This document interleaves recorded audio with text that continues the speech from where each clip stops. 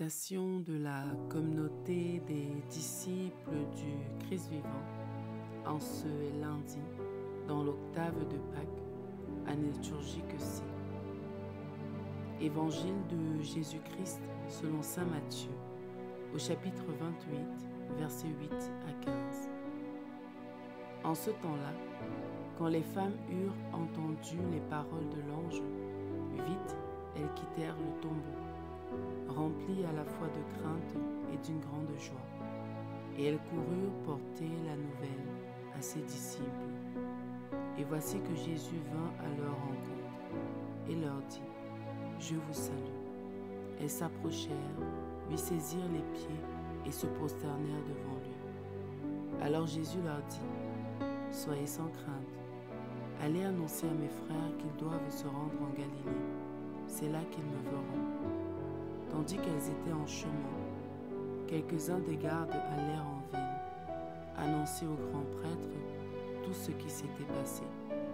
Ceux-ci, après s'être réunis avec les anciens et avoir tenu conseil, donnèrent aux soldats une forte somme en disant : « Voici ce que vous direz. Ces disciples sont venus voler le corps la nuit pendant que nous dormions. Et si tout cela vient aux oreilles du gouverneur, nous lui expliquerons la chose, et nous vous éviterons tout ennui. » Les soldats prirent l'argent et suivirent les instructions. Et cette explication s'est propagée chez les Juifs jusqu'à aujourd'hui. Acclamons la parole de Dieu. Méditation. Frères et sœurs bien-aimés, exultons de joie, car le Christ notre Seigneur est ressuscité d'entre les morts. En ce lundi, dans l'octave de Pâques, il vient à notre rencontre et nous donne sa joie. Notre Seigneur est ressuscité et nous sommes ressuscités avec lui. Nous sommes alors appelés à vivre en homme nouveau, laissant derrière nous la crainte, le doute et la tristesse. En effet, la résurrection du Christ est la preuve et la manifestation de sa victoire sur tout ce qui nous empêche d'être heureux. Avec lui, nous sommes morts au péché et maintenant nous sommes des hommes et des femmes nouveaux, capables d'impacter notre société.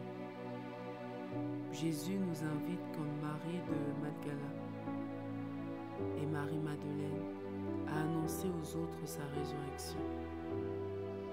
Nos actes, nos paroles, nos gestes et nos pensées doivent refléter la victoire de Jésus sur la mort et notre victoire sur le péché.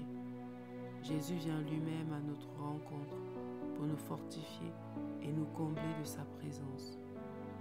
Laissons-nous transformer par cette présence qui apporte joie, paix et amour. Pour que la résurrection du Christ soit effective dans notre vie de chaque jour, nous devons nous débarrasser de nos peurs, du doute et de la tristesse. Il est en effet impossible d'annoncer le Christ en étant encore enchaîné par la peur, la tristesse et le péché.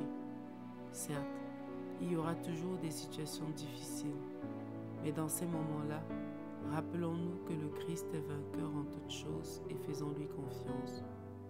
Ne laissons aucune épreuve, aucune difficulté nous ravir notre joie. Le chrétien ne doit pas se laisser entraîner dans la crainte et la tristesse, peu importe la situation.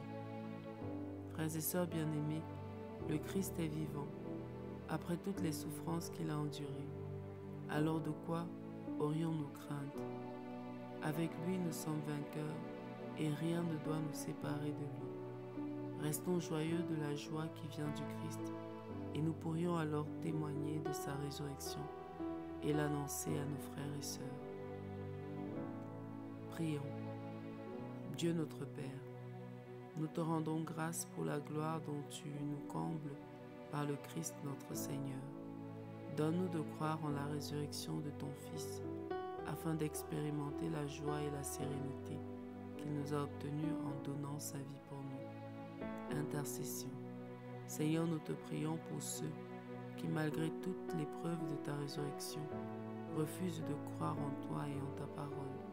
Que les grâces ta résurrection se déverse dans leur cœur et les transforme en croyants.